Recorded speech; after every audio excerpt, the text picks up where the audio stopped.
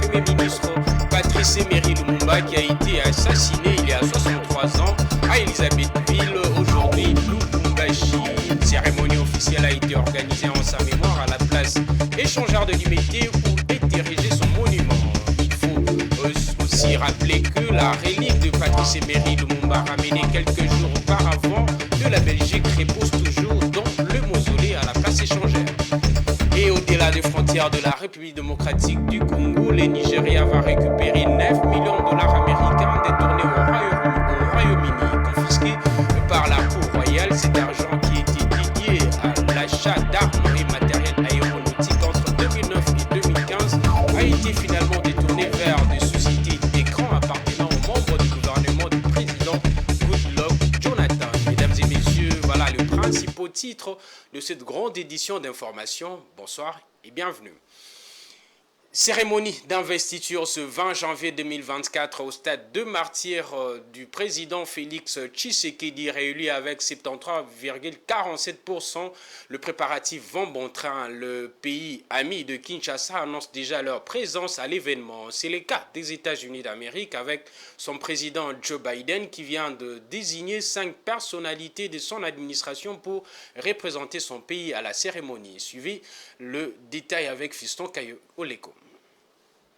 Selon un communiqué de la Maison-Blanche, la délégation américaine sera conduite par Scott Nathan, directeur général de la Société américaine de financement du développement international. En outre, il aura pour membre Lucie Tamlin, ambassadrice des États-Unis en République démocratique du Congo, Mary Catherine Fee, secrétaire d'État adjointe au Bureau des Affaires africaines, département des États-Unis d'Amérique, Monde Mouyangwa, administrateur adjoint du Bureau pour l'Afrique, agence américaine pour le développement international, et Madame Chidi Bliden, directrice générale adjointe, Millennium Challenge Corporation, a précisé le communiqué de la Maison-Blanche. Les États-Unis d'Amérique sont parmi les puissances mondiales qui ont félicité Félix Tshisekedi pour sa réélection comme chef de l'État congolais avec 73,47%. Ils ont exprimé à cette occasion la volonté de travailler avec le gouvernement congolais pour le bien-être de deux peuples. La cérémonie de prestation de serment de Félix Tshisekedi devant les juges de la Cour constitutionnelle aura lieu au stade des Martyrs, contrairement aux cérémonies d'investiture précédentes qui se sont déroulées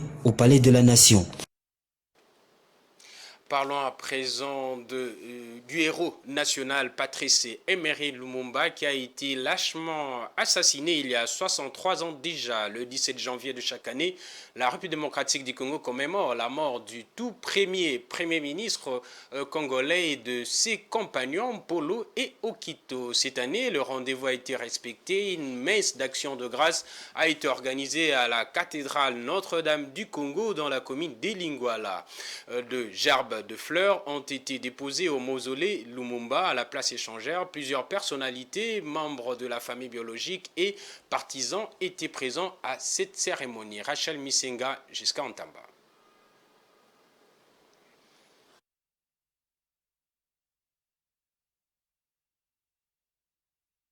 Du Congo. C'est vers 10 heures que les officiels, la famille biologique et politique ont commencé à arriver au mausolée où repose symboliquement le cercueil du héros national pour les dépôts de gerbes de fleurs. Une occasion de rendre hommage à son héritage et à son rôle dans la lutte pour l'indépendance en République démocratique du Congo. C'est également un moment pour se souvenir des défis et des obstacles rencontrés par Lumumba et pour réfléchir aux idéaux qu'il a défendus tout au long de sa vie. C'est une journée de réflexion pour savoir où est-ce qu'on était, où est-ce qu'on y va, est-ce qu'il y a eu une amélioration de vécu au quotidien, ce qui était le combat de Lumumba. Beaucoup de gens oublient que c'était un privilégié du système, c'était un évolué. Donc il aurait pu se contenter de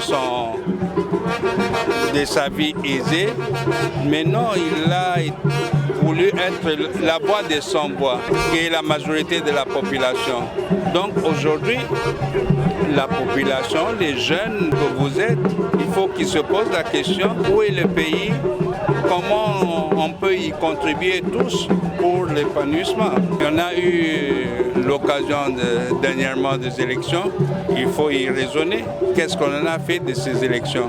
Est-ce que ceux qui sont là, ceux qui nous représentent le mieux, c'est à tout un chacun de poser sa propre question. D'abord dire ici que le 17 janvier nous rappelle cet héros que nous avons, Patrice Emery Lumumba, le premier ministre de la République démocratique du Congo.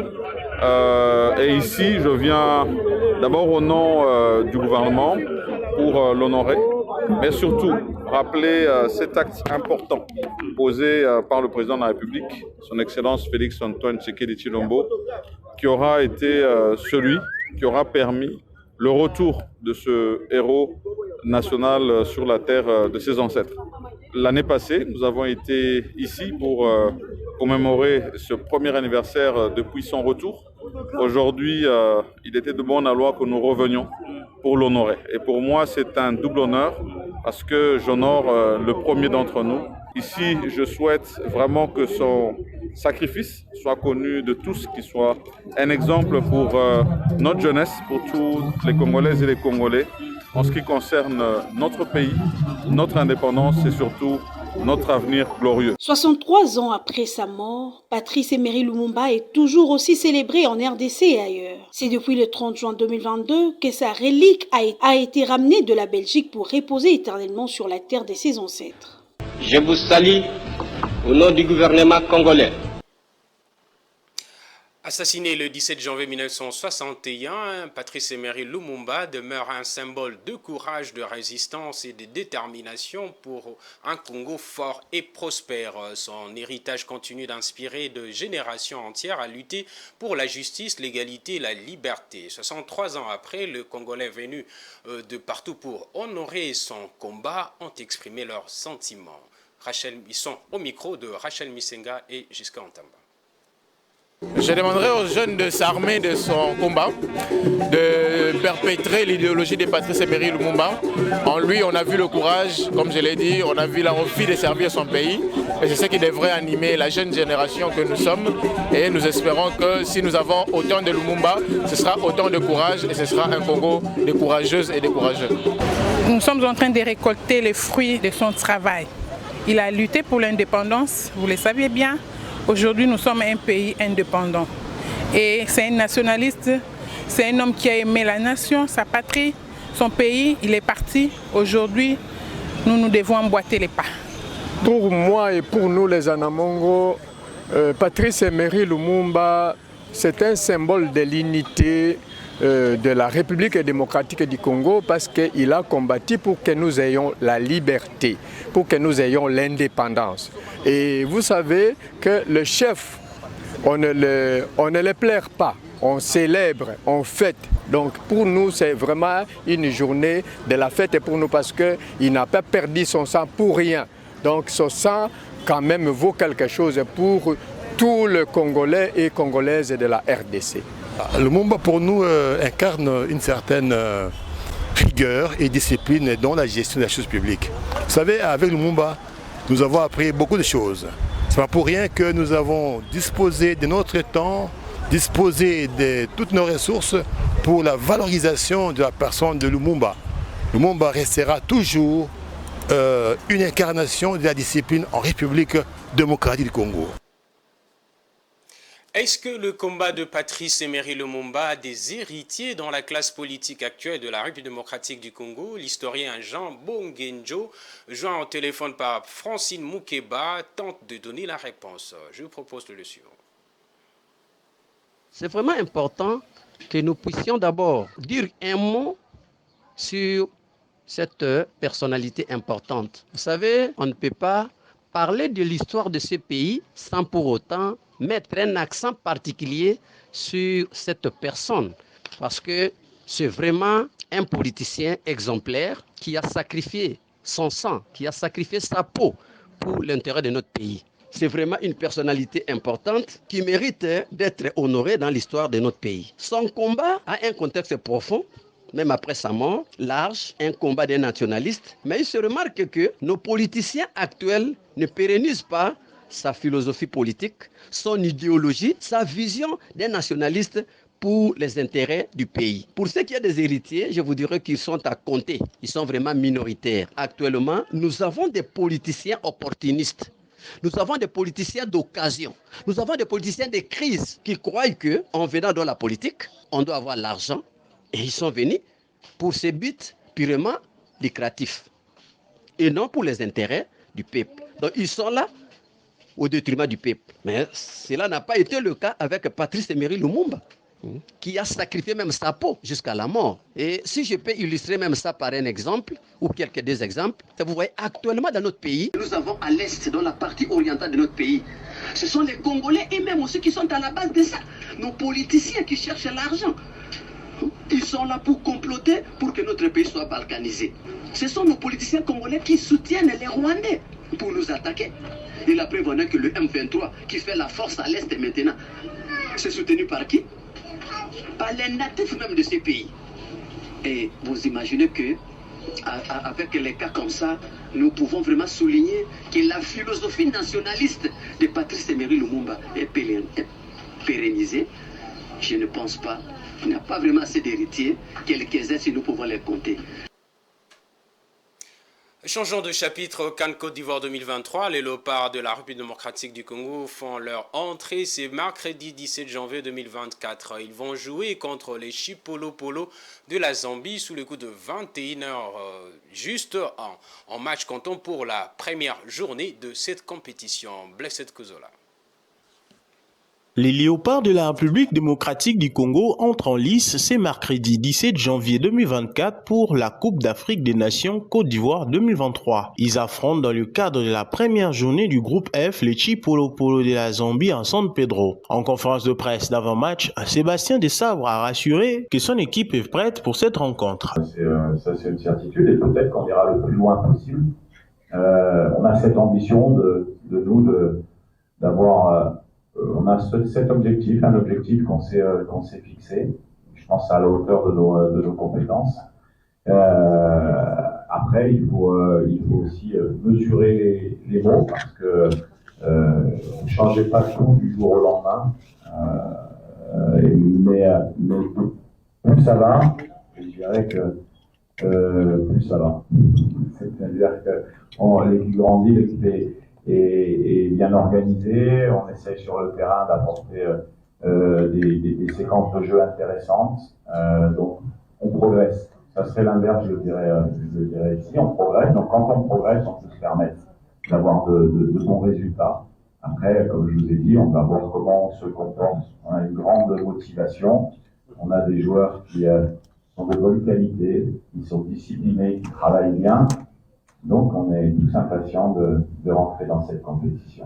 Les léopards vont ensuite jouer les Lions des Atlas du Maroc le 21 janvier avant de terminer avec les Taifa Stars de la Tanzanie le 24 janvier. Pendant le stage à Abu Dhabi, aux Émirats Arabes Unis, la RDC a livré 2 matchs amicaux contre l'Angola qui s'est soldé par 0 but partout et contre le Burkina Faso perdu par 2-1. Après avoir manqué la dernière édition de la Coupe d'Afrique des Nations 2022 au Cameroun, les léopards de la RDC sont donc très attendus par des milliers de Congolais. Et puis, quelques Quinois ont donné leur pronostic concernant la rencontre qui opposera le léopard de la RDC et les Chipolo Polo de la Zambie. Ils sont au micro de Damani Mujinga et jusqu'à Ntamba. Pour le match de ce soir, le pronostic, je pense que ce sera 2-1. En faveur de la RDC, bien sûr. Bon, Cédric Bakambu ne manquera pas de marquer un but. Et Chancel Mbemba, je lui donne une chance aussi. Lui, il doit marquer un but. L'espoir est ça, il faut ne pas gagner à moins 2-0. Ceux qui ne pas gagner 2-0, ils ont déjà avantage pour la discipline. C'était qui RDC, le Makassi, Nabi qui n'a sir, tu as 3 points. Ouais, Nabi si Batumio sur les lots, tout ça certifié, qui peut jouer dans les lots. Beta bango 2-0 match za match à 2-0 et donc pour nous pesa pour na baliopa na bajoueur na biso pasala motivé bayoka biyuka ba beta morale za kimia pasala l'aise match c'est 2-0. Parlons à présent d'une autre discipline sportive. Les léopards de la RDC ont réussi leur entrée en lice à la Coupe d'Afrique 2 nations de handball senior messieurs. Les fauves congolais ont laminé la Zambie par un score de 40 contre 21 ce mercredi 17 janvier au cœur lors de leur match. L'arrière-gauche congolais Aurélien Chitombi a été élu meilleur joueur du match. La RDC jouera son deuxième match ce vendredi 19 janvier contre le Rwanda à 12h heure de Kinshasa. Voilà, on va donner maintenant place à la page internationale.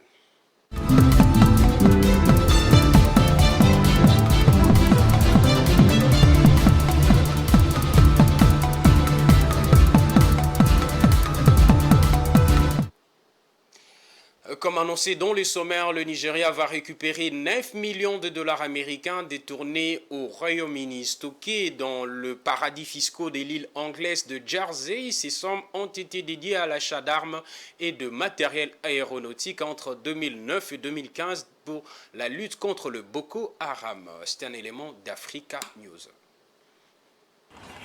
Près de 9 millions de dollars stockés dans des paradis fiscaux sur l'île anglaise de Jersey seront rendus au Nigeria.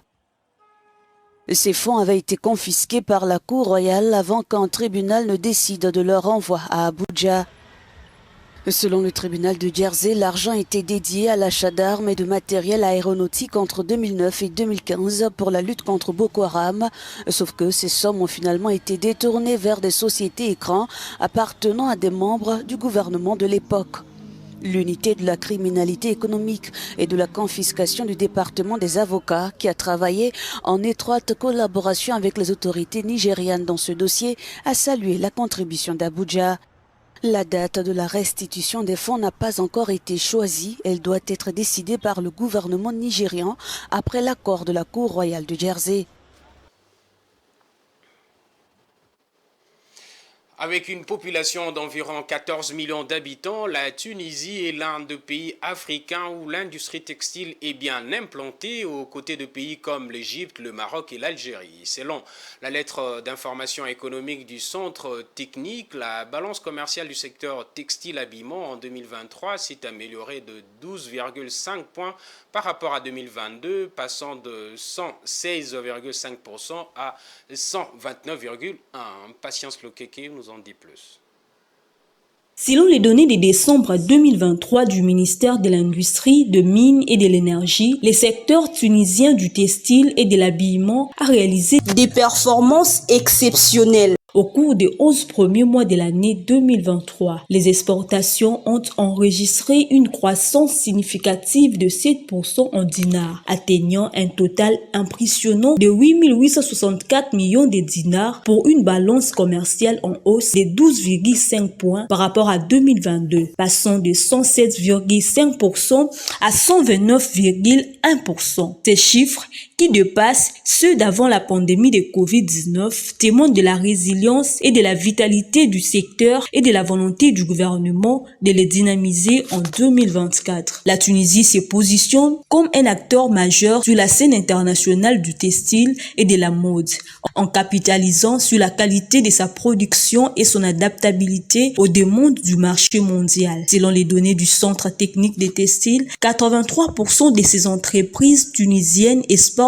tout ou partie de leurs produits. Le chiffre d'affaires annuel des exportations textiles s'élève à 4 000 millions de dinars tunisiens et plus de 170 millions de dinars tunisiens sont investis dans cette industrie chaque année. Le secteur tunisien du textile et de l'habillement s'impose comme l'une des principales industries du pays, jouant un rôle vital dans l'économie tunisienne. L'industrie textile est un contributeur majeur, représentant 22% des exportations tunisiennes. De plus, dans les secteurs industriels, 42% de la création totale d'emplois peut être attribuée à l'industrie textile. Voilà, c'est par cette information de la Tunisie que nous bouclons la boucle, mais avant de nous quitter, voici le rappel de titre. La République démocratique du Congo commémore ce 17 janvier la mort du tout premier ministre Patrice Emery Lumumba qui a été assassiné lâchement il y a 63 ans à Elisabethville, aujourd'hui Lubumbashi. Une cérémonie officielle a été organisée en sa mémoire à la place échangeur de l'Unité où est érigé son monument. Il faut aussi rappeler que la relique de Patrice Emery Lumumba, rappelée quelques jours auparavant de la Belgique, repose toujours dans le mausolée à la place échangeur. Et puis on s'est rendu au Nigeria où 9 millions de dollars américains détournés seront ramenés au pays, confisqués par la Cour royale du Royaume-Uni. Cet argent qui était dédié à l'achat d'armes et matériel aéronautique entre 2009 et 2015 membres du gouvernement du président Goodluck Jonathan. Voilà, c'est tout pour ces journaux. Merci de l'avoir suivi. Restez branchés sur le programme de Showpolis TV.